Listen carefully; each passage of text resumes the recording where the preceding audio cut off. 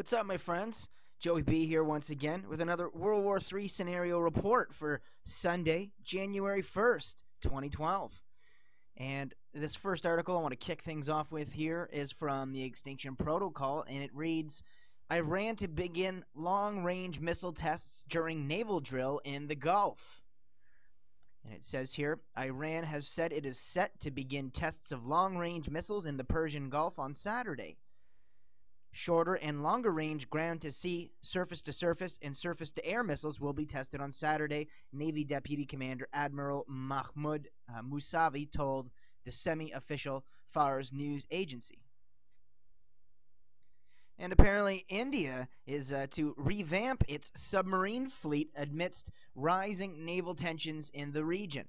And it says here, faced with a fast-depleting underwater combat army, India is planning a major overhaul of its submarine production plants to ensure its operational readiness does not get further eroded in the years ahead.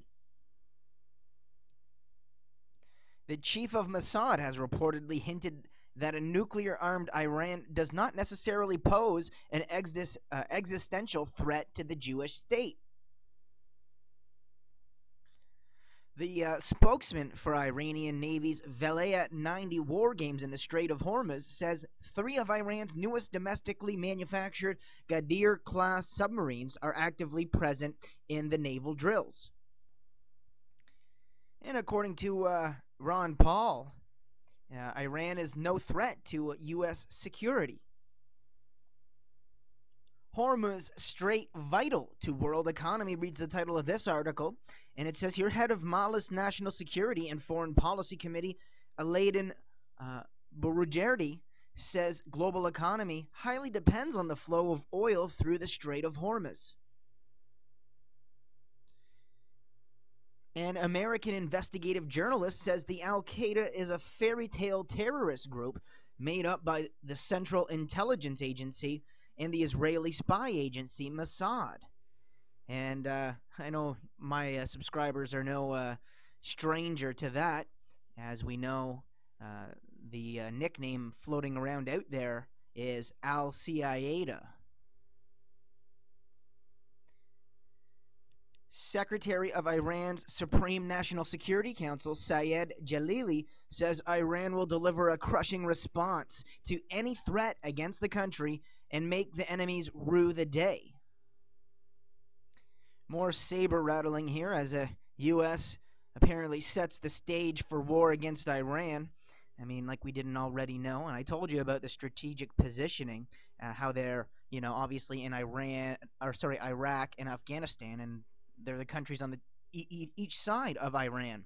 And it's like I said, a 12-year-old who plays the board game Risk can understand that strategic positioning.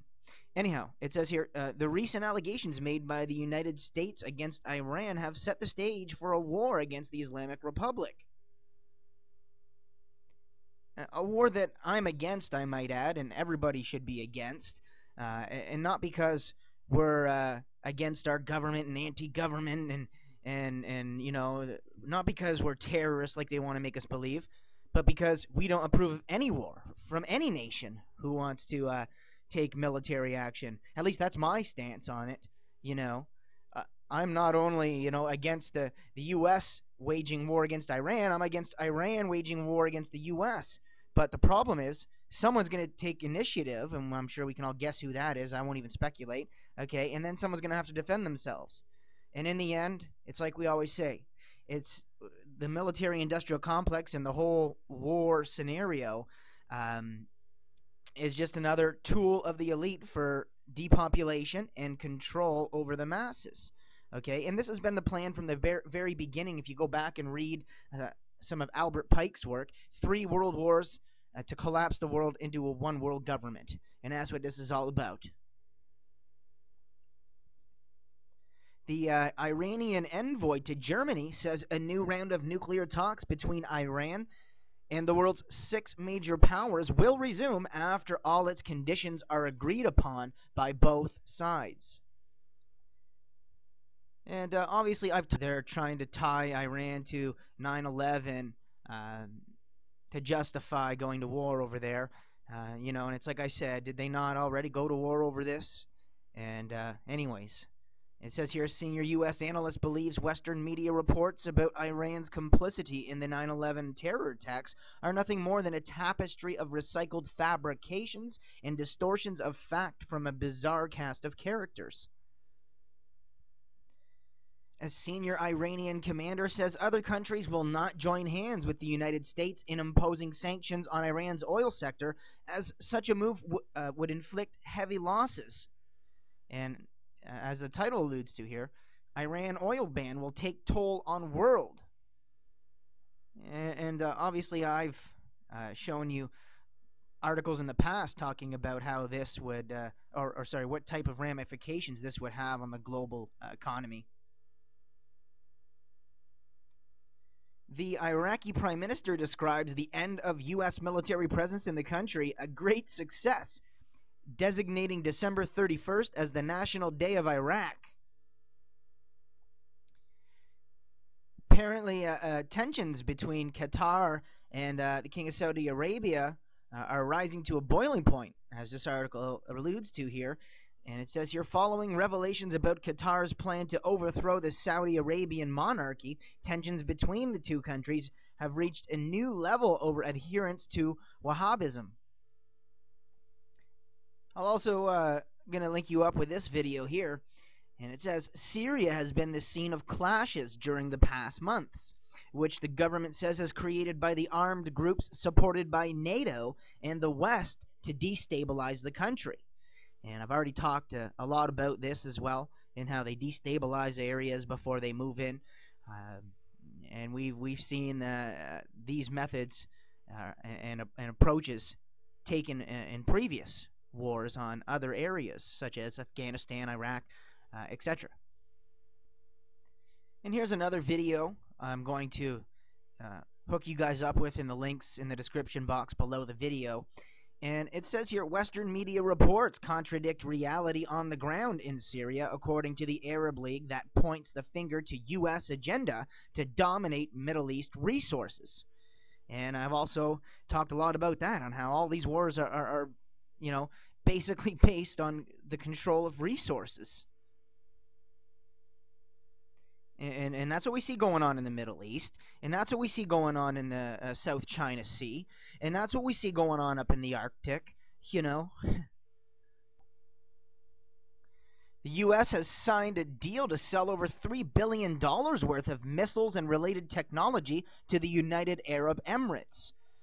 Okay, and it says this is just more information on how the U.S. is behind the sectarian tension in the Middle East, as the title says here. And according to this article here, Iran is the real target of the attack on Syria. The Arab League has not supported the U.S. in its quest to mount military attack against Syria to force regime change, which led to a major outbreak of war in the region. And isn't that what it's all about, right? They mount military attacks to force regime change, or create civil unrest to force regime change, so they get their puppets in control, and this is how it will ultimately get all the powers of the world to agree on world government eventually, you would presume, if this trend continues. Over on globalresearch.ca now, and the title of this article here is pretty self-explanatory. I'm not going to get into the article, but I'll read you the headline as it says, New CIA drone bases in Afghanistan and Central Asia. Here's another article I'm going to link you guys up with below, and it's also from globalresearch.ca, and it reads, Arab League mission to Syria becomes focus of demands for military intervention. And according to this article here, as it says, dangerous crossroads, and it says, so there you have it. The U.S. Navy is deployed in the Persian Gulf, according to this article. The White House and some U.S. Congress lawmakers have locked horns over the U.S. administration's refusal to provide details of Washington's controversial assassination drone programs around the world. According to this article here from Press TV, Iran produces its first nuclear fuel rod. Iranian nuclear scientists have successfully managed to build and test the country's first nuclear fuel rod containing natural uranium, a report says. According to a leader of the Islamic Revolution, Ayatollah Sayyid Ali Khamenei, says Iran has achieved eye-catching successes in its confrontation with hegemonic powers and their economic and propaganda campaigns. A senior Iranian military commander says the strategic Strait of Hormuz in the Persian Gulf lies within Iran's line of defense, and that the Islamic Republic will deliver a crushing response to any act of aggression. And this comes on the heels of an article that I showed you previously in this video, in which they said any aggressors would be fed not only humble pie, but would rue the day. Apparently, Iran has proved it can seal the Hormuz Strait. A report says Iran has proved its claim that closing the strategic Strait of Hormuz in the Persian Gulf is as easy as drinking water. U.S. Republican presidential candidate Rick Santorum has said he would bomb Iran's nuclear facilities upon his election as president if Tehran does not open up its sites for international arms inspectors. Hopefully this guy doesn't get elected. I don't think it matters which one gets elected, right? Like I said, they're all puppets anyways. Two former CIA analysts have advised U.S. President Barack Obama to immediately put an end to the torrent of war propaganda against Iran, as this will lead to the destruction of Israel and devastation of the world economy. These former CIA analysts probably aren't aware that this is the goal, you know. The powers that be want this to happen. According to this article here, invading Iran is invading Russia and China as well. A political analyst says Russia and China consider a U.S. military action on Iran as an attack on their own borders and a threat to their own national security.